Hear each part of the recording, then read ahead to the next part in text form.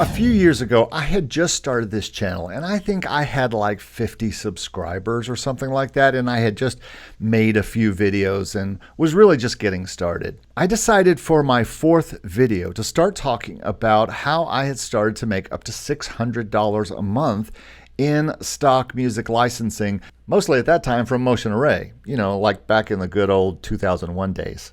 The video was called 0 to 600 in stock music licensing. Well, I labored for months on this video, and finally in October of 2021, I put that video out, set it for scheduling for the next morning, and went to bed.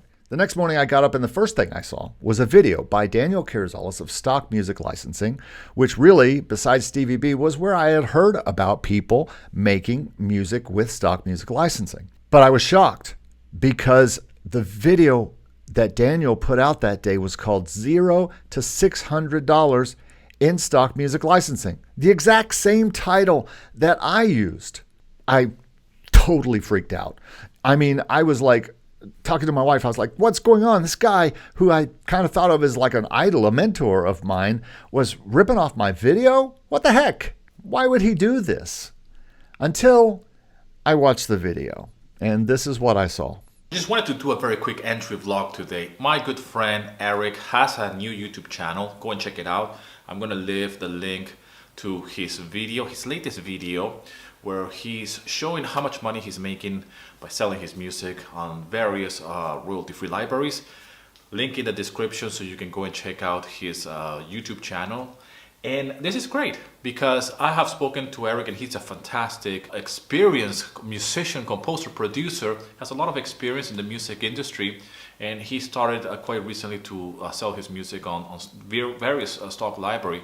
So I'm fascinated by this success story, and it comes as no surprise knowing Eric for some time, and we have spoken via Zoom calls and whatnot, and sharing different ideas and getting to know each other. And he's a great guy. I highly recommend that you go and check out his new YouTube channel. Great source of information if you want to earn money with your music.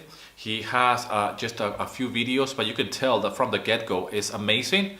I already told him he looks really natural on camera, very good content creator, a lot of information, very well curated information, and I love the way he's expressing himself. I told him you're a natural. For most of us, it takes years before we can get in front of the camera and start communicating the way he does. So go and check it out. I want to share the love and I want to share what other people are doing. He was not making a video with the same title as mine. He was making a video about me, my channel, and the video that I just put out. And he had probably close to 10,000 subscribers at that time, I think. Well, my channel took off instantly over the next few days with hundreds of subscribers. In a month, I was passing 600 subs, and it's been doing pretty well and steady ever since. So I credit Daniel with being a major influence on the growth of this channel. I am so happy that today I get to finally on this channel, speak to the man who I think this channel owes so much to. A man whose channel we have all learned to have passion for and write music for non-exclusive royalty-free libraries. Finally, he is here, the one, the only, Daniel Carrizalez of Stock Music Licensing.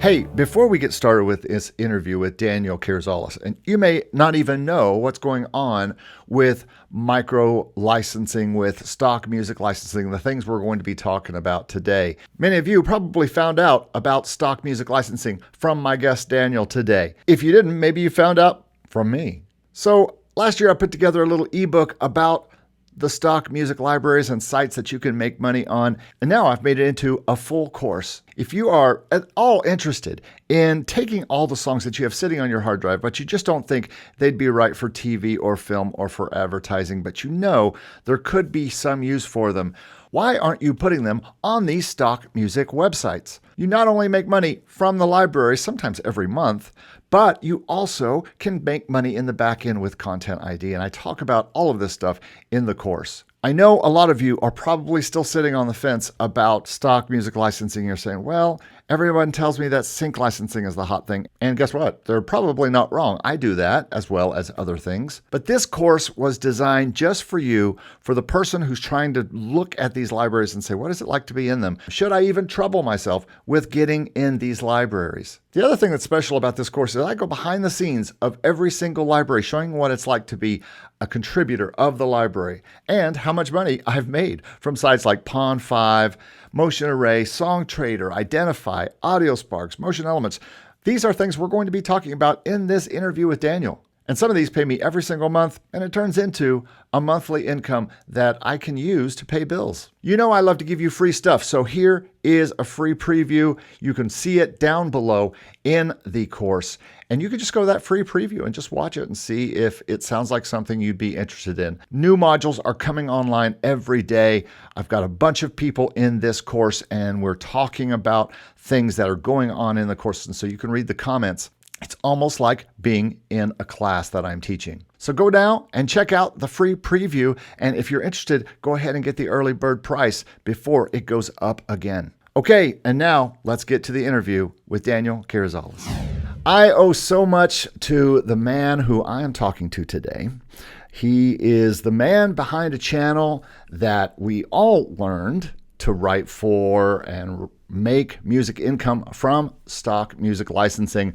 My friend and mentor, Mr. Daniel Carrizalez. Thank you, Daniel, for being here. How are you, my friend? Thank you so much, my friend, for inviting me. It's long overdue. We've been meaning to do this for a long time. Years. Actually. Yes, schedules has been really tough. And even with a time difference, it's been a little bit of a struggle. For you, it's early in the morning. For me, it's over here. It's late in the afternoon. Do you remember the video that I made 0 to 600 in stock music licensing and then you making a video about that? Do you remember that whole deal? Yes, I do remember. And I remember that video because I think it's probably one of the most viewed videos that you have. Oh, absolutely. Channel. Yeah, for sure. I think it's the most, people are always curious about income, really. Yeah, when it comes down to music licensing. Yeah. So I built the whole channel. Everybody I tell Steve all the time and different people, the reason I built the channel was because I was listening to you and I was listening to Steve, but I was having different results. Well, like you say, it's such a small niche in the music industry, right? Because we're talking about music licensing. Yeah. So, but musicians want to do music, right? They want to have an income. But some musicians are in a band, they're gigging, they're probably teaching one-on-one, but they don't necessarily have a YouTube channel. They don't necessarily want to share much more about that, right? And they don't see this as a way of connecting with other like-minded people and then see where that takes them. Because when I started my YouTube channel, I just wanted to share, really.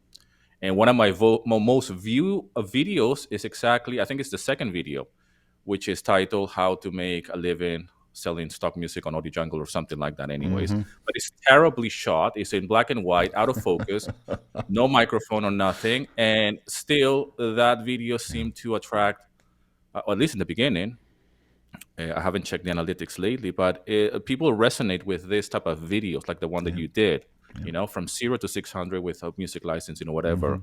How I earn a living doing this, or how do I do music and produce an income by streaming my music on Spotify or whatever. Sure. So I think musicians and composers or producers in general are really curious to know what opportunities are out there and how can someone else get those same opportunities. And yeah, it might not work for you in the same way that it worked for me or for you or for Stevie B, but it's an opportunity. So, and we need to see that someone else is doing it in order for us to get inspired and say, like, if he's doing it over there, which is my whole motto, really my whole philosophy. If I can do it, you can do it.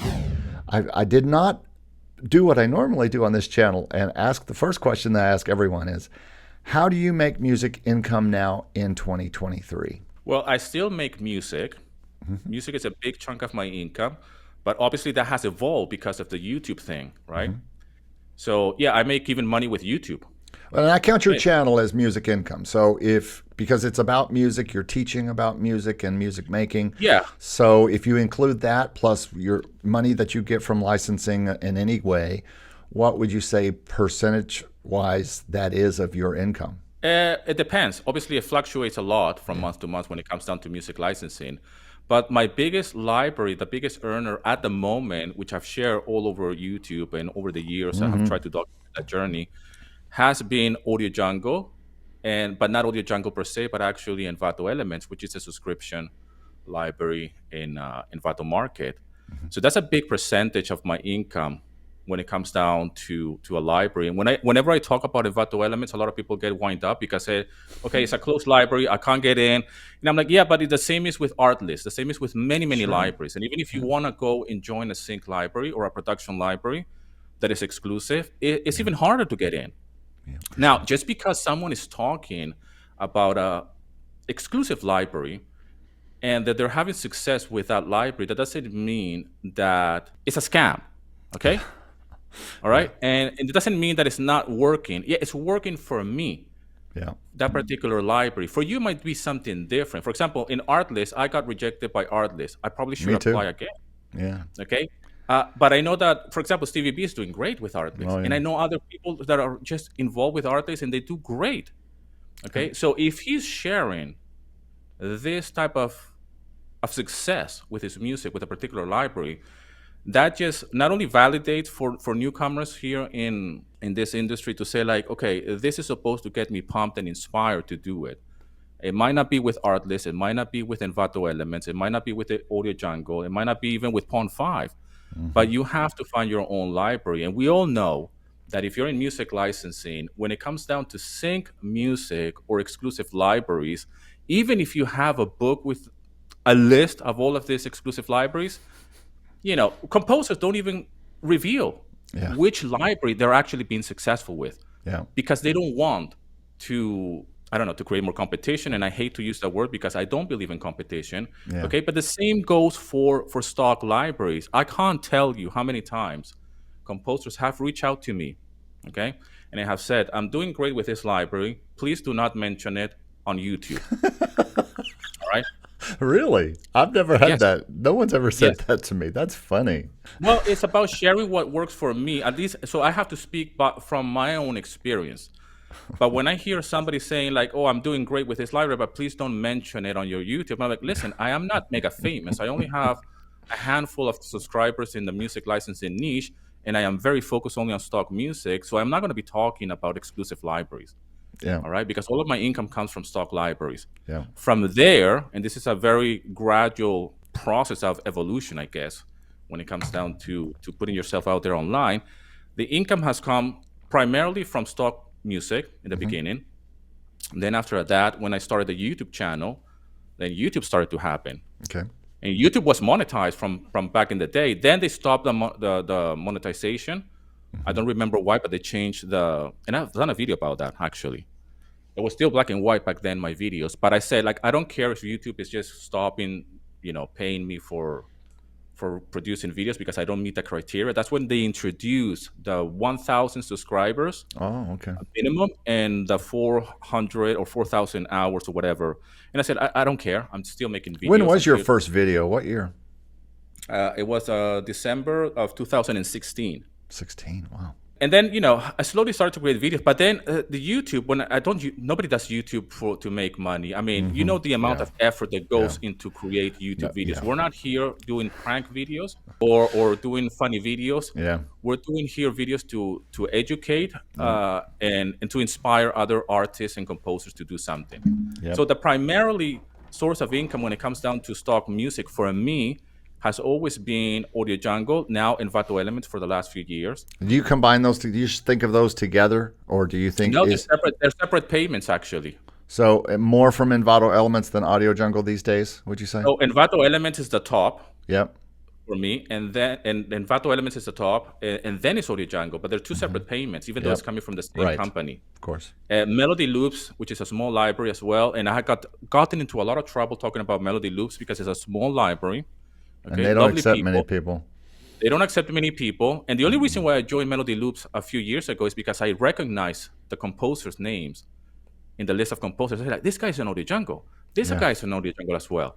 So Yeah. maybe I should join, right? And I joined, and then that was it. But whenever I talk about Melody Loops, everybody comes back to me and say, like, they're not accepting. They're not. Yeah. Well, sorry, man. I mean, I am not working with the libraries themselves. Yeah. I'm just trying to share what works. So you have to try out different angles. Well, But it's Melody not Loops, much different than when I talk about sync libraries and they go, which libraries are you with? Well, and me and Dave Croft have talked about this before, and that the fact that I can mention some libraries, but some libraries are more, they don't want their name mentioned on air, or it's just not something that you talk about, or and so they're like, well, how'd you get in it? Well, I'll tell you how I got in it. I can tell you what I made, and here's the music that I put in it, but that doesn't mean you're going to have the same success with that. And yeah, those three libraries are a little sticky for everybody right now, because if you're just coming into all of this kind of licensing stuff, you can't get in Audio Jungle right now,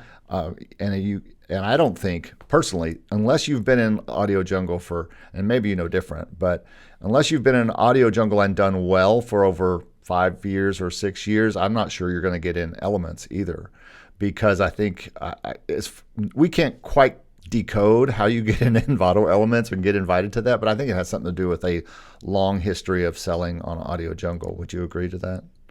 I have no idea what the criteria is, to be quite honest with you. Yeah, nobody The does. reason when I got invited by Envato Elements to Envato Elements, I don't even know if I had the criteria to join. Yeah, but Right? dude, I you am not a have, best. what do you have, 700 files up on Audio Jungle, maybe? I have 700 files, but I don't have any particular file that is, top rated or with more than 1,000 sales or anything mind blowing like that. Yeah. But at the same time, yes, I had one track feature on Audio Jungle back in the day, which helped quite a lot with sales, because you're in the front page, and the way they had the front page back then in Audio Jungle is that all of these tracks will appear one next to the other. And that will live on the front page of Audio Jungle for weeks, at least for a month, And a lot of people got exposure like that, all right? You have no saying in what tracks the Audio Jungle team are going to select when it comes down to being featured, all right? Sure. So when it comes down to being invited like that, and I don't know what they do it like that, because it should be an option for composers. If you're in Audio Jungle, you should be able to opt in and say, I want to be part of the subscription. Yeah. That's where the market is going. But it's like Motion Array. They're probably trying to be as picky as possible, trying to make sure their quality is high, and they're using people who they know already. That's good to know. Artlist and Motion Array are now owned by the same company. Artlist owns Motion Array. So since that's happened, Motion Array quality level has gone up, and it's harder to get in. And that's another one. You talk about, if you think people are mad about you, they're mad at, when I talk about Motion Array, and I've made videos on Motion Array, and Steve and I talk about Motion Array all the time, and Steve's made thousands of dollars in some months, from Motion Array, and they're like, I can't even get in. They won't even listen to my stuff. But, Alex B could not get in Motion Array for a long time, and he was in our Discord, and I know you know him, and he was very discouraged about that, and he would try and try. But guess what? Third try, he continued to get better, continued to work on his stuff, and then he got in, and now he had a $3,000 a month or something like that earlier this year. Well, that's the thing is the mindset. Most composers and musicians, they have a problem with mindset. It's not the music, really. Okay, when it comes down to Audio Jungle, going back to Audio Jungle and income, for example, sales have not completely stopped, but they have suffered quite a lot over the years. And anybody who's in Audio Jungle will tell you that. Yep. I mean, are you in Audio Jungle? Yes. Yep. Okay. I don't know what's. I got in right before they closed it. They closed it in. All right. I think it's been 2 years now since they've closed it. They said they were going to close for 6 months, and it's been like 2 years, I think. But I got in about 4 months, early 2021, and I think they closed in the summer of 2021. Something like that. Well, listen, sales are really slow, but still in Audio Jungle, you get this odd, massive licenses. Sure. I mean, a week ago or two, you got beginning of the month, I got like a massive TV broadcast, like the top license. That's like $200. Okay. Yeah. So that's for one track that I did back in 2016. Yeah. All right. So to me, that is like, this is great. Yeah. Now, this doesn't happen every day. Obviously, the next sale is like $6. It's Yeah. fine, Yeah. but that adds up slowly, and it's something to be said that if somebody is willing to get their credit card and go to a library like Audio Jungle and say, Hmm. I want to purchase that track, right, for $250. Yeah. Obviously, Audio Jungle gets their cut. By the time I get my cut, it's like 100 and something, depending on, I can't remember exactly what it is.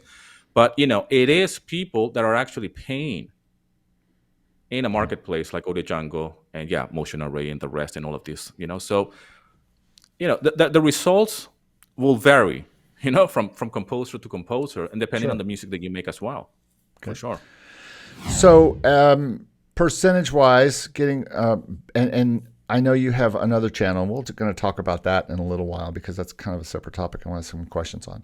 As far as stock music these days, and with audio, with Envato Elements, then Audio Jungle, then Melody Loops being your biggest ones, and then we all have lots of smaller ones. Pond 5 pays what it pays. I would imagine Pond Yeah. 5 is after that, right? As far as payments, or Yeah, Pawn 5, Motion Elements still brings in really some cash. Yeah, Motion Element. I mean, it's just, so different for it's, everyone. yeah, I know. So all of that plus your channel, does that make up? How is that doing percentage wise for you? Is that your main job? Would you still say at this moment? Well, my job is me. I used to struggle a lot with this. I used to struggle with labels. So before I said I'm a guitar player, Hmm. right? And that will be my job, and I want to be in a rock band. But then that didn't really fit what I was doing at the time. But when I started to do music from home, and I decided to say I'm going to go and do stock music or music licensing, I should say. And I said, like, okay, so I know how to play the guitar. I know about music production. I have all of these skills as a musician.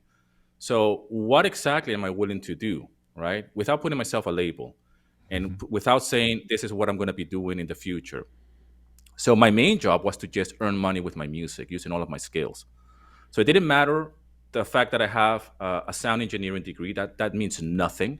Hmm. Okay, I don't even hang my degree anywhere. Hmm. Okay, Yeah, I don't either. I don't even use that to promote my courses.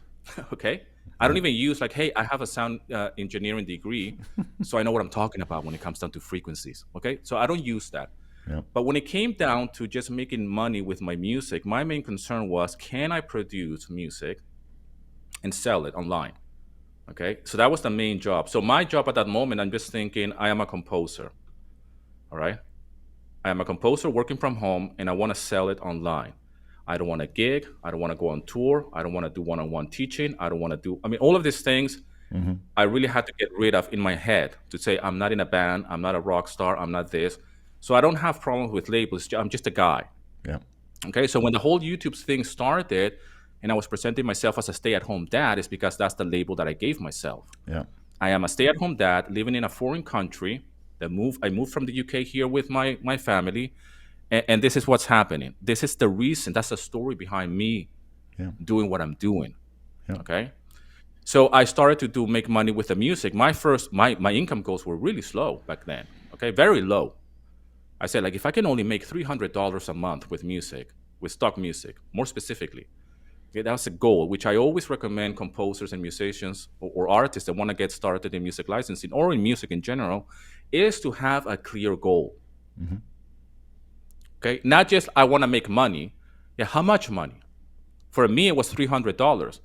When I say that to people they go like, "Get out of here, man! What am I going to do with $300?" But to me, it was something that it will bring in. It was something that was realistic. Yeah. All right, and I hate to use that word as well, to be realistic and conservative. But I said, like, if I can earn $300 a month selling music, Yeah. I've made it. Yeah. Okay, once you reach that income goal, selling music online and stock libraries, then I said, like, I know this other guy is doing better because I can see their sale counts. And I Yeah. was obsessed Yeah. with the other guys and saying, Yeah. like, okay, It's easy if to this do. guy's, yeah, so you can obsess about that and say, like, okay, this guy's definitely doing this much. So that means there's no reason why I shouldn't be doing similar, Yeah. similar income. So once you reach that goal, and then you go and say, like, okay, I'm doing it. I'm living what it seemed to be the dream of me working from home, making music, and selling it online. So that's in itself is a business. Yeah. right? So I'm not thinking anymore as an artist, as a flat broke artist, torture artist. I'm changing my philosophy and my mindset and going from like, I'm selling a product here. It just Yeah. happens to be music. Do you And I think? went, and I, sorry to interrupt, but when I went from a process of thinking that instead of me coming here to my studio and playing music, I'm going to go and do some work, Yeah, right? sure. So the mindset has to change. And then people are going to say, like, yeah, but music is not work, Yeah, right? But to me, if I want to become a professional, it has to be work. sure. Yeah, If it's a hobby, it's fine. You can have it as a hobby. But for me, I had to come to terms with that. Like, okay, this is a job, and I want to make sure that this becomes my main source of income. So that's number one. Once that achieved that level, for me everything was a win, because if when you're broke and unemployed, even when you earn $50, you're just going up, right? yeah, yeah. So once I reached that, and the YouTube started to happen, that I was just sharing my journey, Hmm. then this thing started to evolve naturally. People get reaching out, hey, I want to do the same thing.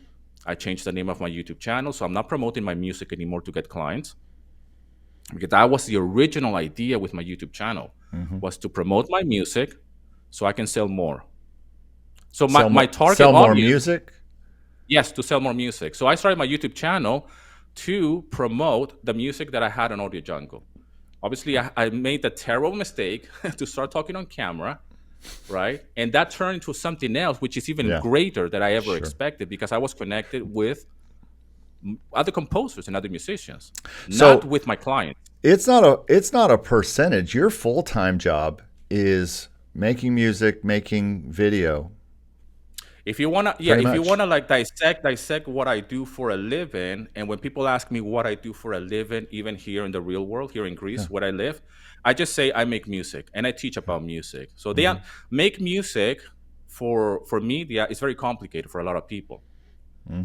Okay, so I just say I just make music. I don't even go to YouTube. I just say I just teach about music, and they Yeah, kind of like, okay. And then if they ask a little bit more, I say like, well, it's I don't sing. Okay, yeah, because here in Greece, when you tell people like I teach music, they just picture somebody playing the guitar and singing. I don't know. So it gotcha. really depends. But I don't have this labels of I am a composer or I'm an educator. I'm everything. So my income comes from stock music, from YouTube, from courses, obviously.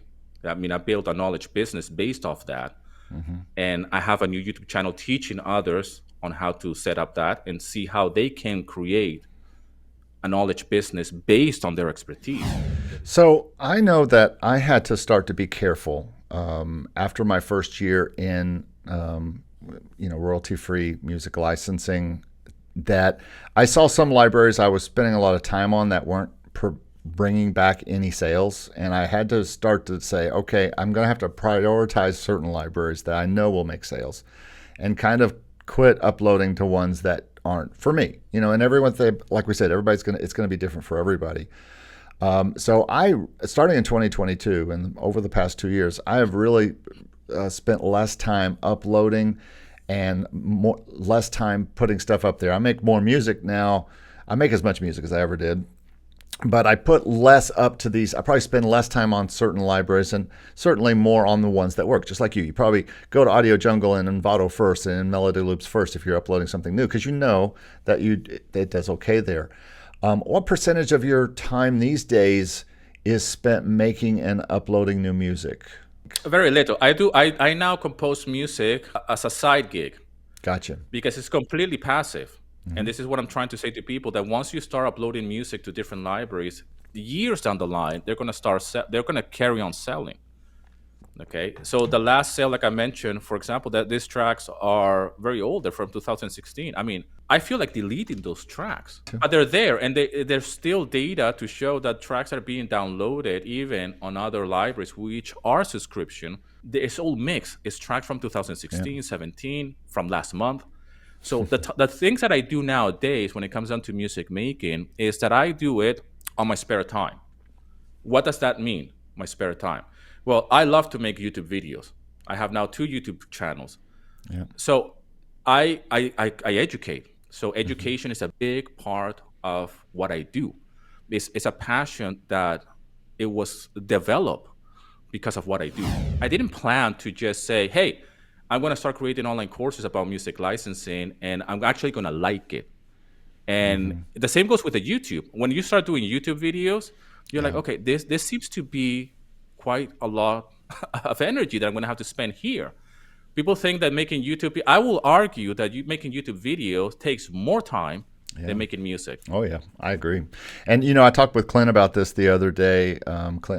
Anthony Clint Jr. was on my channel, and we talked about the same thing. And and I'm sure you have, I've gotten flack about teaching because people are saying, "Hey, if you're making so much money with stock music licensing or with the sync licensing or whatever you with Spotify and all this stuff, why do you spend so much time making videos about it on YouTube and trying to teach it?"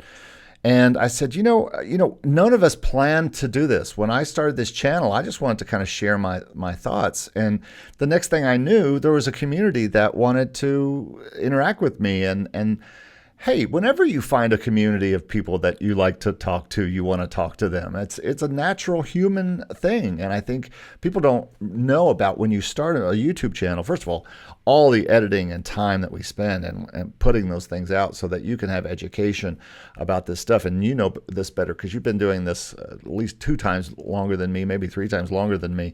And you have put in so much mileage on your channel to teach us stuff. So, I think the whole those who can't teach thing, where they say if you teach about making music, you should be making music instead. Well, you can't make music 24 hours a day, then you'd hate it. It's just and I know because I work a lot of hours a day just doing music, and I only spend probably a third of that making it because I have to do what I do, and people just don't realize how much work that we put into these channels, and also how much I kind of think of myself as a composer / educator now. Again, it goes back to the mindset, and it goes back to the labels. Okay. Yeah. And I know that musicians and composers, as they're watching this, they already have in their heads an idea of what their dream life looked like. Okay. And what I mean by that a lot of composers, if you're a guitar player, you probably want to be a rock star and go on tour. Okay. Yeah. And that's probably your dream. If you're a composer, a cinematic composer, you want to be the next Hans Zimmer.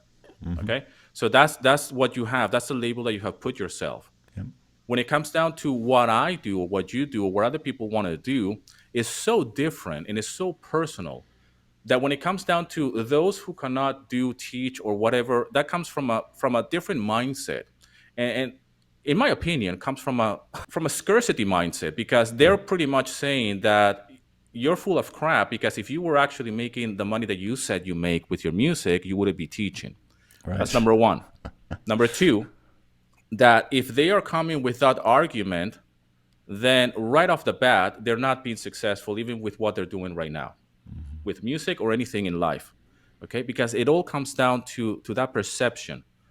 And actually, if you want to become a master of what you're doing, whether that's music or whatever you want to do in life, you need to teach it. If you cannot explain something to somebody, okay, if you cannot explain your craft to somebody, then you're not really a master of it. My compositions have gotten so good over the years is because I have taught them.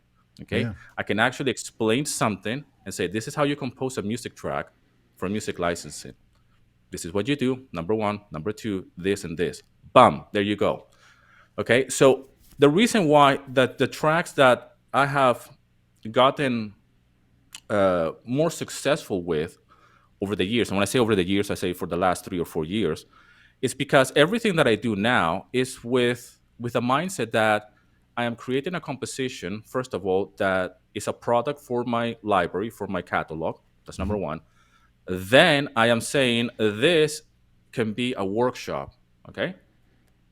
So that track that I composed for my catalog on Audio Jungle 0.5, that now has become a teaching resource for me to explain how the hell I did this track. Mm-hmm. That's number two. Number three, how can I explain this as well as possible for others to do it, and get rid of all of this mind roadblocks that all of composers have and musicians. Okay, so that's my mindset when it comes down to composing music. So when I compose music nowadays, and I take it a step further, my music tracks, I use them on my YouTube channel and for my vlogs and for my podcast.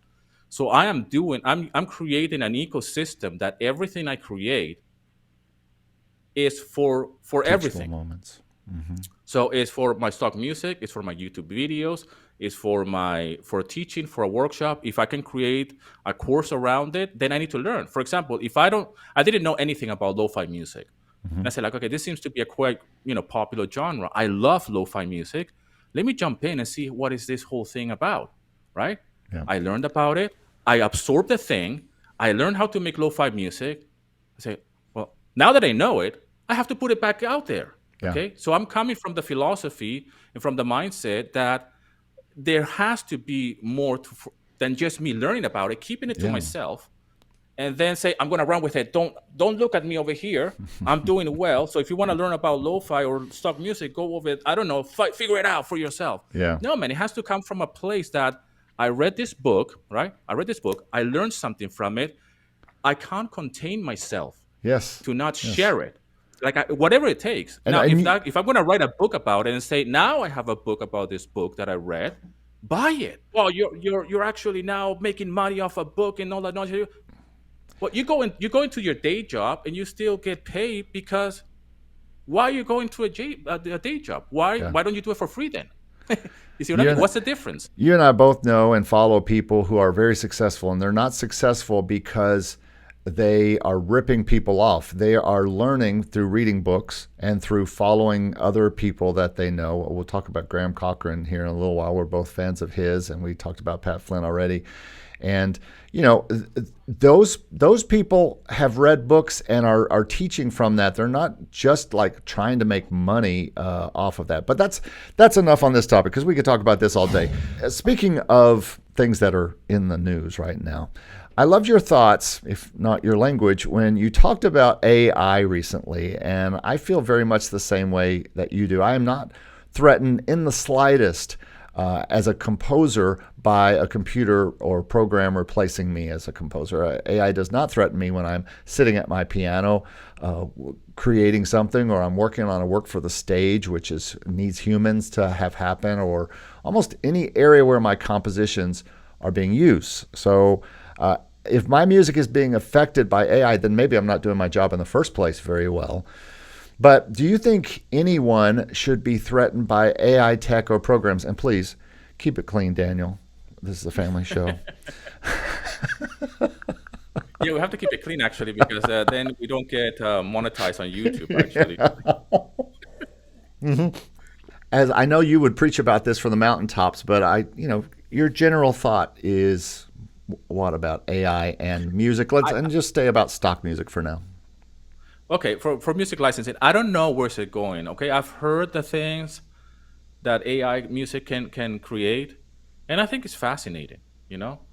I'm all for futuristic advancement. I believe in advancement to the point that we're like, what the hell is this? Sure. I mean, you and me, we grew up without smartphones, without internet, without dolls. Exactly. So I remember when there was a world before social media, before YouTube, okay, and before all of this, before the fact that we can actually make music, the fact that we can talk like this over the internet. You're over there, I'm over here. I'm in Florida, you're in Greece. Mind-blowing. It's crazy. So for me, when it comes down to AI music, I think that again, I'm going to go back to the mindset, all right? Because it comes back to that scarcity mindset, that fear. Is AI going to replace jobs across different industries? Absolutely. Is the arts going to be affected by it? Yeah, most likely. When it comes down to composition and music, I don't know how that's going to look like, but all I know is that we composers can certainly use AI to our advantage, and we're still going to be making music, man. And hopefully it'll evolve to a thing that eventually, and Pond 5 and all the libraries are pretty much telling us we're going to train with your music, and there might be an income stream from that for you. If someone trains off of a music piece that you did, we're going to try to get some money to you. And I just read that Universal and Google are working on a way for people to be able to legally use voices of their artists. And so they're trying to monetize AI, and I think the libraries are trying to monetize AI, and hopefully that will be something that can bring more income. We never knew that stock music could bring us income back at some point. Never. And now we're I think in a few years we might have AI that's training off of our music that we're making, and that could be an income stream for us. I like to look at it more positive personally. So, Listen, if you and me get together today and we say like, hey, we want to create a music library, we're going to be forced to adapt to what's happening right now in the industry. Yeah. Meaning that we now have a music library. We need to bring in composers now. Yeah. Because it's not just about your music and my music that we're going to be licensing. We want, we want music, right? So we're going to be forced to adapt and say, well, what's happening right now? We need to accept music we need to offer to our clients a membership. Okay, you might hate membership libraries right now, but if you were creating a library right now, you will need to say, I want to offer to my clients a membership option for them to download our music. Yeah. Okay, that's number one. Number two, we're going to accept a PRO registered music on our library.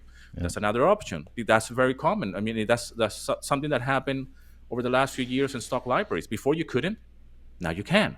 Yeah. Okay. What else are we going to offer? Well, we need AI in order to organize all this thing inside the library based on categories, based on tags, that it can listen to the music and say, this is an ambient track, put it over there. Yeah. So it's not like a real physical human saying like, this is an ambient track, let me just log it in over there.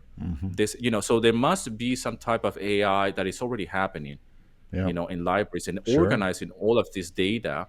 And we will have to use it ourselves as a library owners. Yeah. Getting back to stock music for a minute, and by the way, you just pretty much you're going to cause a big stir if you told everybody that you and I are starting a music library. Well, there's no end to the emails we're going to get. So despite the reports of stock music's demise by people through the years, to be honest, if I run the numbers, especially with my Content ID income now, my royalty-free library numbers seem to be leveling off over the past 2 years and staying about the same, even though Motion Array changed the way it paid, because that was a cash cow back in 2021. But now it's, and it still is for some people if you create certain kinds of music, but everything else seems to be consistent the last 2 years. Pond 5, Audio Jungle, something always pops up and pays me. And it looks like my 2023 estimates are going to be about the same as 2022. I know you've been doing a lot of income videos lately. How are you seeing these libraries? Do you think year on year are they leveling off for you? Do you see, even though you're not putting new stuff in there? It depends on the library. That's number one. Number two, it depends on how active I am as well on the library. So some libraries if I haven't uploaded anything, obviously the income decreases. I have done over the years, several tests on what happens when you stop uploading to a library like Pond 5. I've done a video about that a few years ago. And just report like, hey, there's some sales happening. Now, what does that mean? It means nothing really. Because at the same time, it's like, that was true when I did that. But then if I carry on with that trend, and yes, I have some tracks already there that are sitting, but if I don't upload anything anymore, then sales are going to decrease, obviously. Okay. You just need to create more music. That's number one. That's number one with that a test. When it comes out over the years, it's very consistent with certain libraries. Some of the libraries have dropped completely, like Audio Jungle, for example, and then you just get the odd massive sale. Which the biggest license that I get are usually on Audio Jungle. Yeah, like big license. Like this doesn't happen in other libraries, but that's for me. Yeah. Okay. But then there's other libraries which are very, very steady. And again, Envato Elements has been very, very steady over the years. And my promise to people that come to my channel and to take my courses and everything is that you can earn between $500 to $1,000 by selling stock music online. That has been. You still feel like that's possible now? Absolutely. Okay. And that's why I share my latest income report, which is my latest video. As I'm recording this, it's Tuesday. The video came out yesterday. Every single Monday, a new video comes out. It's a video about my takings, again, on Envato Elements, because I'm just sharing what happens on a day-to-day basis and what's happening from day to day. Now, I'm not going to do a video every single day, say, hey, I earned 20 quid today. or $20, Yeah. but it gives you a rough idea what happens just with one library. So I earn above $500 just with one library alone, Yeah. and that's Envato Elements. Yeah. Stevie B, when he reached out years ago talking about this, it's another like testimonial. Like, you can put me there that this is possible. Yeah. And I'm sure And me Stevie B too. will say to you, and you too as well. So you will be. That's the proposition, or that's the offer. That we're here to say, like, you can do this, between $500 and $1,000 per month selling stock music online. Okay. Now, some people do that with one library. Some people do that with a combination of different libraries. It all depends. And yeah, this fluctuates a lot. Sure. Yeah, that's what it is for me. It's very much every month there's some new surprise. Song Trader paid me something. Pond 5 decided to pay me something. I made a big sale over here or there. Something always comes up. And another thing that's brought me a decent amount of income over the past year is Content ID. And we talked before we started recording, and you told me that you are not in Content ID. It's been a question, Steve, and I've been meaning to ask you for a long time. And by the way, everyone, Stevie B is here in spirit with us today. He is 3 hours behind me, so that makes him 9 hours behind Daniel, or 10 hours behind Daniel. So he wanted so much to be part of this interview and have the three of us together on screen, but he said, I love you guys, but 5:30 is just too early for me to get up. He's a night owl. But we talk a lot about Content ID. And do you think, since you are not in Content ID, first of all, maybe you could tell me why, but second of all, do you think it helps you in sales? No, I don't think that being in Content ID is either helps or deters people from buying tracks. Customers are very, very aware of what Content ID is. So the reason why I'm not with Content ID yet is because when I'm joining certain libraries, sometimes they don't want composers to be with Content ID. That doesn't mean that I have discouraged that idea. I do have an account with them, by the way, because I've been bombarded like with emails like, hey, put your music with Content ID. Like over the years, like to the point that I'm going to create an account, but then I haven't uploaded anything. I haven't done anything. I've heard from some composers. I have a friend who does very well with Content ID. And I always feel like, you know what, maybe I should jump in there. I mean, you tell me how you're doing with Content ID, because I know that I'm definitely leaving some money on the table with Content ID. Yeah, I've had $200 months with Content ID. I don't know if it's been more, but Stevie has bigger months because he has lots more plays through Motion Array. Since he does so well in Motion Array and Artlist, but Artlist kind of takes care of Content ID from what I understand. But I have been over the past year experimenting with super low prices on stock in order to get more things into Content ID, because I find I make more on Content ID on the back end. It's almost like our PRO for stock music or royalty-free music. So I'm a big believer in it. I use Identify, and I like someplace like that because they concentrate on it. So many people say, should I use my DistroKid to get? No, I don't think you should use a place that kind of is an add-on service, because first of all, you got to pay yearly for that service there. And I like having a company that all Identify does is Content ID. That's it. It's a 70-30 split. And you don't pay them anything. There's nothing up front. There's no joining fee or anything like that. They give you pretty good reports. And I mean, how it all works is very much like PROs. You don't know how BMI pays. There's no formula that they tell you how it works.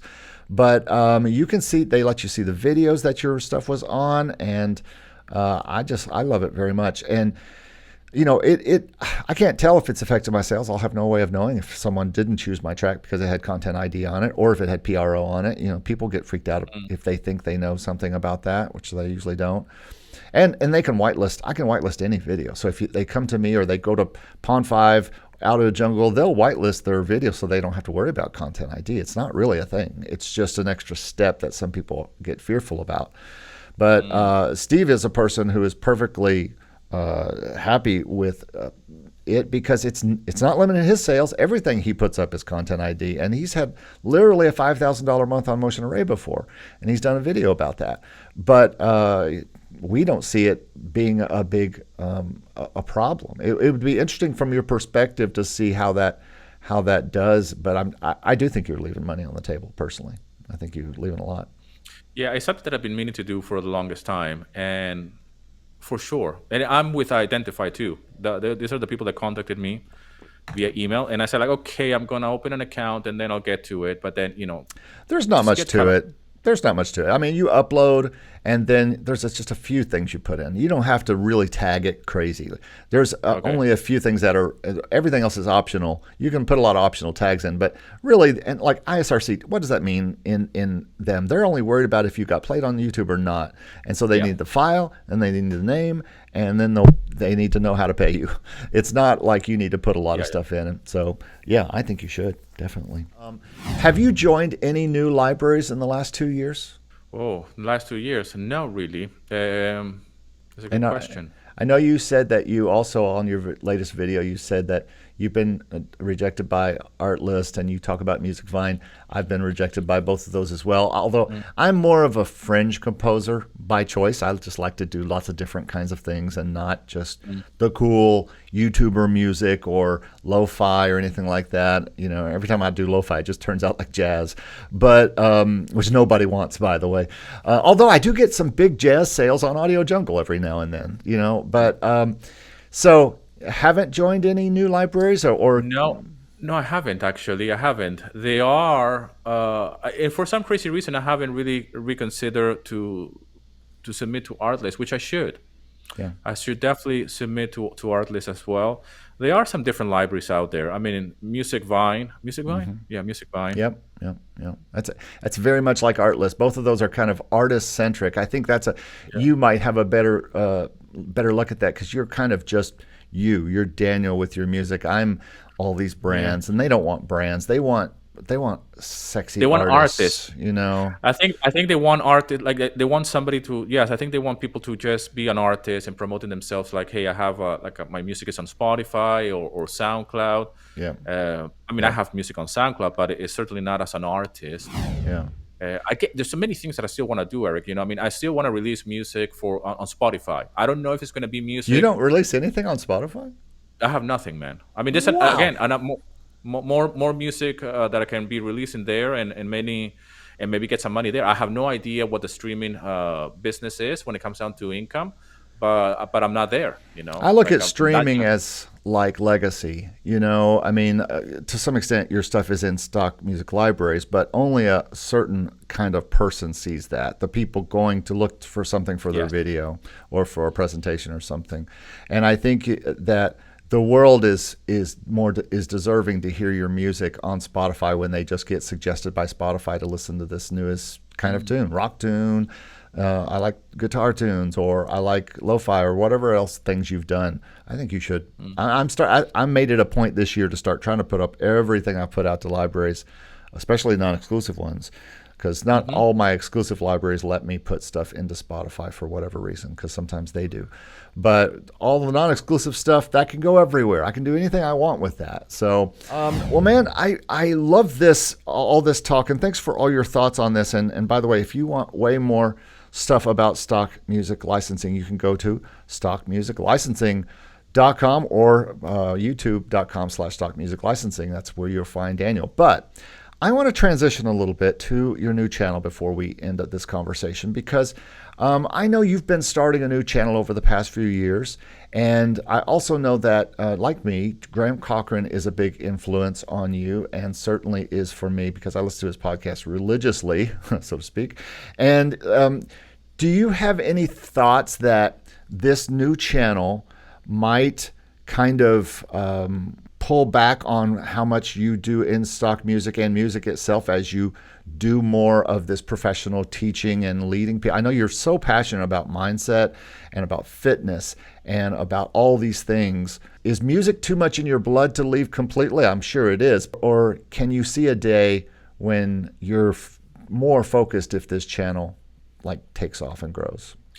I don't. I again going back to the labels. I used to struggle with that a lot. Okay, and nowadays I just do what I want to do. So if I'm gonna get into fitness right now, and I learn a thing or two about fitness, then I'll try to incorporate that in everything Yeah. that I do. So whenever a musician comes to me and say, I'm suffering from depression and I am still feel like a tortured artist, I say, okay, show me your habits, show me what you're doing on a day-to-day basis, okay? And I will try to teach you everything that I know about wellness and, fitness, mindset, and everything that I have learned. So the reason why I started my new YouTube channel is because I wanted to teach other musicians and composers, but not necessarily musicians and composers, on how they can set up their own knowledge business. This Mhm. is something that has been happening already with stock Yeah. music licensing. So I have clients who Yeah. have, you mentioned, you reached out at one point asking about what I was doing with Stock Music Licensing Academy, Mhm. what's the whole thing, and it's just creating online courses and teaching other musicians on how to do what I do. Okay, like you mentioned Graham, for example. I'm a big fan of Graham. Actually, I was part of his six-figure community when he launched it. Mhm. It really coincided with my first launch of my online course back then, and I learned so much from him. So I really learned pretty much everything from Graham and Pat Flynn, like you mentioned, and others in the industry when it comes down to sharing what they know and sharing what I Mhm. know. Mhm. So what happened with stock music licensing is that as I am creating content and sharing my journey as a stock music composer, I learned about how to set up an online course, how to set up, a landing page, email marketing, these whole things that I just got a kick out of it. I just didn't know that that was what it was called, but I already had a YouTube channel. I already had content talking about something. I was just not serving my audience the way I should, because I will do a YouTube video and I will say, bye, see you later. And apparently that's wrong because I'm not offering anything else. Yeah. So that's when you learned about this and say, like, well, I actually have to create a free resource, okay, Yeah. like an ebook Mhm. or a workshop. So I said, like, okay, so now I can say to the people that are watching my YouTube videos about stock music, like, hey, if you want to learn more about this, click the link below. There's a free ebook that I have done about this. So Yep. slowly I started to evolve and change to the point that I changed the name of my music licensing channel. It was called something else back then. And I said, like, it has to reflect what I'm talking about here. What the hell Yep. am I talking about here? Well, I'm talking about stock music licensing. Okay. So I learned about positioning. I learned about When did email you make that marketing. change? I think it was in 2017 or 18. It was it was years later. So when people Yeah. come to me and say, like, I want to put myself out there, great, do it. But Yeah. you might change. Stevie B was one of them. Okay. He came to me probably a year ago. I don't remember, with that same issue. Like, should I change the name of my YouTube channel Yeah. to Stevie B or to Stevie B Production Music or whatever? I said, like, it's a tough call, man. It's up to Mhm. you. I Yeah. went through that same process. Yeah. Okay, the YouTube channel is already out there. Like, for example, with Stevie B, so you already have an audience. Mhm. You're already talking about this and you're talking about that. If you want to call it like this or like that, it's such a personal thing, but it has to reflect your personality and your brand. Yeah. Okay, so for me to create the new YouTube channel with my name is all about that side of business. Like setting up that. Okay, because I develop a passion for that. Okay, I develop a passion for content. Well, quite clearly I like to create content like you. So I develop a passion of, like, how can I serve people better? I already have composers and musicians telling me, how do I set up an online course? How do Yeah. I create content? Where do you sell your online courses? Hey, Daniel, I have taken your online course right now. I Mhm. see what's going on. I am a drummer. How can I create a drummer online course? Or how can I teach about stock music like you? I'll Gotcha. show you everything, man. Yeah. You know, you create content, you put yourself out there. What's your positioning? Create a free ebook, create the landing pages. But you need to learn a few things, though. Okay. You need to learn about email marketing. You need to learn how to write. You need to learn how to communicate. I mean, and you'd have to have a passion for sharing. If you don't like sharing and you just want to keep it all to yourself, you know what I mean? If you just want to say, like, I'm taking everything from the internet for free and hold on to it and not put it back there, then this is not for you. Okay. So for me, my new YouTube channel is all about how can someone grab the knowledge that they have, okay, and build a business around that without having a big following, but most importantly, based on their passion. Okay. Mhm. But obviously, my content is is mindset and personal development. It's inspirational in nature because that's what I've been doing with stock music licensing, anyways. Yeah. So you have to identify exactly what you're about, what makes you different than the other guys. So I'm literally rubbing shoulders with my mentors because I learned Yeah. so much from Pat Flynn and Graham, like I said. Hmm. And Graham is a great guy. I mean, Yeah. even Oh, Jordan. it's Jordan great. has a nice YouTube channel. Yeah. Yeah. Jordan, he has the channel Hardcore Music Studio, I think Yeah. it's called. He was another mentor of mine when I first got started, teaching me Hmm. everything. Like, okay, you guys are teaching about music production. You're a heavy music guy. Graham is about how to do affordable with affordable gear at home with a recorded revolution. And I learned so much from them. And I said, like, well, I have this stock music thing going on. Check out my numbers. And it's like, okay, it's all well and done. And at the same time, I'm finding myself doing the same thing that I was doing with stock music now with the online courses in the online business world. Has your personal growth now as a business coach with motivational content, teaching people how to be content creators, and your health conscious, you've been working on yourself a lot over the past few years. You talk about that a lot on your channel.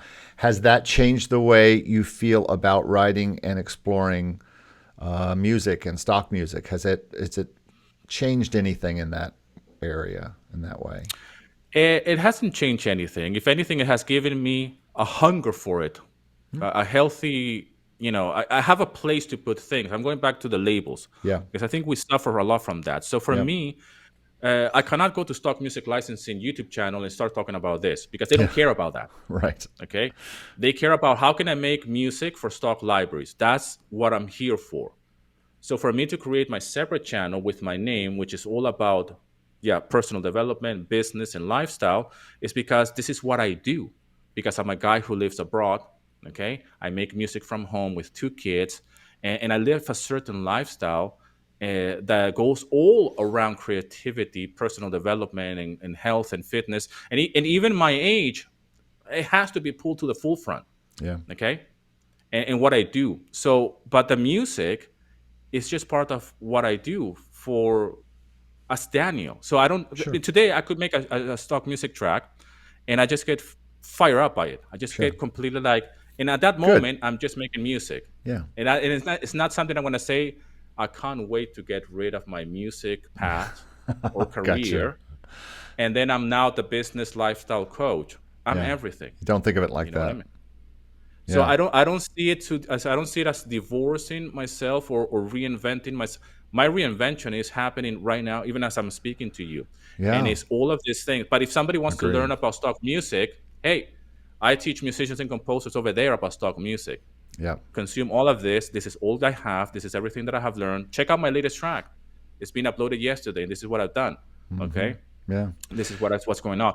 But if you want to learn about personal development mindset and how I got to where I'm here today teaching about this, it's over there. Yeah. And I'm doing this, doing this, And listen, it's just so much going on that it's just it's what I tell composers and musicians to just, if you want to put yourself out there, you need to be aware of what you're building, because if you're not building something online in 2023, what the hell are you doing, man? Yeah. Because this is your resume to the world. Okay, so when somebody says, "What the hell? Who are you to talk about anything?" Just Google my name. So now I can go even into my new YouTube channel and say, "This is what I've done with stock music licensing, which is a knowledge business. Okay, a six-figure knowledge business, teaching musicians about stock music. Yeah. Check the old videos, check everything that I've done. This is how you do it." And I use that as a framework to teach about building an online business. Do you find the growth of your new channel to be slower, faster, or about the same as when you started stock music licensing? It's funny that you say that, because when stock music licensing, I remember doing a screenshot on Instagram, and I had when I reached 1,000 subscriber, and I think that was in 2017. No, it was 18 actually already, because my second daughter was already born. And if you go there to Instagram, you will see that all the arrows are in red and they're all pulling down like that. Like they're just like the worst that you can possibly see if you're a YouTuber. And I remember taking a screenshot, and I was so happy just to say, like it says, 1,000 subscribers. Yeah. The red things going down like that on like the watch view and the click through rate and all of Money. this. Yeah. Or there wasn't Everything was money just like then. in red going down, and Yeah. it is like, okay, terrible. And I still remember feeling like, oh my god, look at that, 1,000 subscribers, Yeah. and I felt happy about that. I felt like I was in a great place. Today, if I see that on my new YouTube channel, I will probably feel like, what the hell is going on? How come people are not subscribing to my channel now that I have experience? The videos are not in black and white. They're Yeah. not. Yeah. I'm talking about something a little bit more serious, like you say. It's Hmm. not just Hmm. composing music and whacking it Yeah. in audio jungle or something like that. This is about like life changing things. Yeah. You know what I mean? Like get your stuff together and let's do something here. Yeah. I'm always really aware of where my mind is in terms of gratitude, Yeah. and I can choose to see it like, hey, it's not growing fast, or I can see it like, hey, this is the process, man. Yeah. You know, the question is, am I giving it everything that I have right now? Hmm. The outcome, Yeah. I have no control over the outcome. Yeah. Like if I put a video, I mean, we don't have a control of this video right now. You can put it and it has 0 views, or people just gonna say like, it's great, or it's not. We have no control over that. Yeah. But our job is to show up and say, hey, let's talk about this. Let's give it our best, and then let it go. I Hmm. hope that it will grow much bigger, regardless of where you are in YouTube. You always feel like, yeah, but it could be better, and that's what you want to do. You want to say like, okay, how can we do something different? How can we improve? And actually, I feel like your new channel is a bigger niche than stock music licensing. I think it's a way bigger niche, as far as Oh, it's that. humongous. Yeah. It's just it's a fart in the wind. Yeah. Okay, it's like literally like that. It's just like I'm talking about something, and there is all of these people talking about business, and Yeah. but it's the same philosophy, Eric. It's like, okay, I'm talking about business, but what kind of business? Hmm. It's not drop shipping. Yeah. It's not e-commerce. It's not Bitcoin. It's not Hmm. this. It's not that. It's just how can you get the knowledge that you have in your head and put it out there and share it with the world. That's it. So yeah, it's online courses, online programs, coaching, membership Hmm. sites, group Yeah. community, all the rest. So you kind of like niche down and say, and I'm here for this, all right? And what's my background? My background is in this. But the trick is to identify that, you see, and to Yeah. say, how can we put ourselves out there? But it's a mass. It's like the fitness industry, you know. It's a huge niche. So I know you hate labels, and this is one of my last questions, even though I have one last thing to say to you. But in a perfect world, what is the plan for you as far as you can see it for your next steps, or are you just on the path now? I will probably still be doing the same things that I'm doing right now. I think that you and me, we're both doing something similar. Like we want to do things for the long run. How can we carry on doing things when we're still, you know, later on in life? Okay, that doesn't require us to, if we were a musician that we're on tour, it's gonna come to a point like, hey, we can't really go on tour anymore. Yeah. But saying that, I see people like Metallica and the Rolling Stones still going on tour. So maybe I'm not even. I could be wrong, but I want to do stuff the way I'm doing them right now. Okay, like I want to have full control and full responsibility for everything that I create. Hmm. And if I can do this from the comfort of my home Hmm. using the internet and technology, then I'm all set. But it all has to be in around creativity. Hmm. Okay, so that has to be making videos, making music, writing books, creating this program. I love to teach, so I love to share my knowledge with others. So that's something that I'm certainly going to use my age to that Yeah. advantage and say, hey, you see these white hairs here, and you see me aging. That comes from the wear and tear of life. Yeah. So I know a thing or two about this. So when I see people talking about things online, and I'm like, the hell are you talking about? You're 20 years old. You're talking about relationships in the wear and tear of life. You have zero experience, man. So Yeah. I want to really educate other people in everything that I know. So if I learn anything about either music or business or lifestyle, and how can I help somebody else, I want to do that in the future, Yeah. right? Some way, And for me, content creation and YouTube and podcasting and being a control freak in that way, whether I can be the producer, the composer, the editor, with the help of my wife, of course. My wife is the one who's running the show behind the scenes. Oh, Okay. At any point, I can say, I don't like that. yeah. Okay. I could have said, like, I don't like to create online courses because I just don't like to teach anymore. I just want to create YouTube videos. And actually, I could stop YouTube if I wanted to, Yeah. if I didn't like it. Yeah. All right. Well, listen, I've taken up so much of your time, and I just have to relate this to you. You know, I just heard a podcast this week from Pat Flynn, as we've mentioned Pat Flynn a few times, about sharing the love for smaller channels and for people. He said someone did that for him originally one day, and so he loves to do that and shouts out small channels, and they either grow or they don't grow. He's not doing it so that they'll just get growth. He's just doing it because he wants to share the love. He wants to help everyone. And from our free, I think we were on Skype. I don't think we were even on Zoom back then. I think when I talked to you, we Skyped or we Zoomed. I can't remember which one. But you gave me a free, I don't know, hour of your time just to talk to you back before I even started this channel, when I was just thinking about, you know, what I should do. I already had many clients and still have many clients that I work for. But I was considering, you know, sharing knowledge, and I was finishing up my master's, and I was really wanting to do some teaching. And dude, you so kindly sat there, and I just remember feeling like I was talking to my best friend. You were just smiling and listening and paying so much direct attention to me, and you know, Stevie B also was a very instrumental, so to speak, in getting me going with my channel. And little did I know, soon after that, he'd ask me to take over his Discord. But you especially, man, were so nice and helpful. And then shouting out my video, like I talk about at the first of this video, that got the ball rolling on this channel. I don't.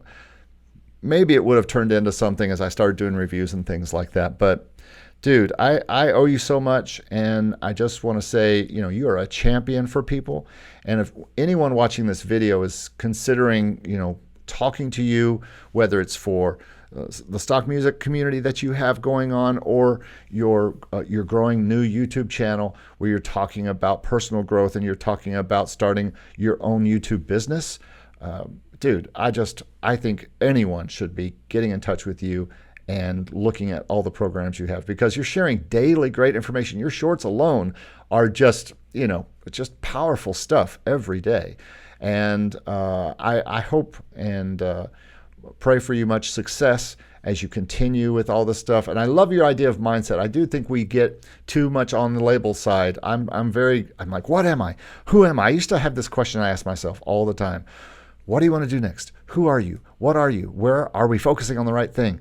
And I think sometimes we need to give ourselves a little bit of a break and just do the things that we love. And for me, that's compose and teach. I like to do those two things. And so when you boil it down to the things you love to do, I also love to play basketball. I can't really make much money doing that, but unless I like start some like thing where I walk in and I act like I'm all old and then I school them for money. But I don't think I'll ever do any hustling like that. But man, thank you so much for being here. Any final thoughts or words that you want to leave with people? It's been a pleasure, Eric. Really, it's been a pleasure. Thank you so much for inviting me, and I'm really happy that we managed to do it. Like I said, because it's been Absolutely. long overdue. Yeah. It's been long overdue. Okay, buddy. Well, But thank you. thank you for inviting me. I hope we can do this again for sure, man. Absolutely. Thank you so much.